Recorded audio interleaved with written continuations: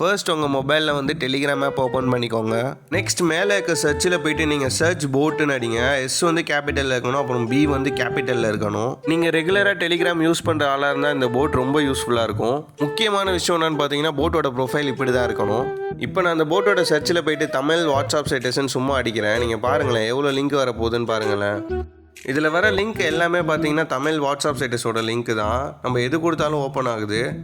யதார்த்தமாக ஒரு லிங்க்கை தொட்டு பார்த்தேன், அங்கே பாருங்களேன் வாட்ஸ்அப் ஸ்டேட்டஸ்குள்ளே போயிடுச்சு பாருங்களேன். இதே மாதிரியே இன்னொரு லிங்க் ஒன்று தொட்டு பார்த்தேன், அதுவும் பார்த்தீங்கன்னா வாட்ஸ்அப் ஸ்டேட்டஸ்குள்ளே போகுது. இந்த போட் வந்து ரொம்ப யூஸ்ஃபுல்லாக இருக்கும் ரெகுலராக டெலிகிராம் யூஸ் பண்ணுறவங்களுக்கு.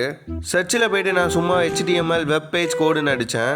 பார்த்தா கோடுக்கு கூட எக்கச்சக்கமான லிங்க் வருது. நம்ம வீடியோவை பார்க்குறீங்களே தவிர யாரும் லைக் பண்ண மாட்டேங்கிறீங்க. ஒரு சப்ஸ்கிரைபும் லைக்கும் பண்ணிடுங்க.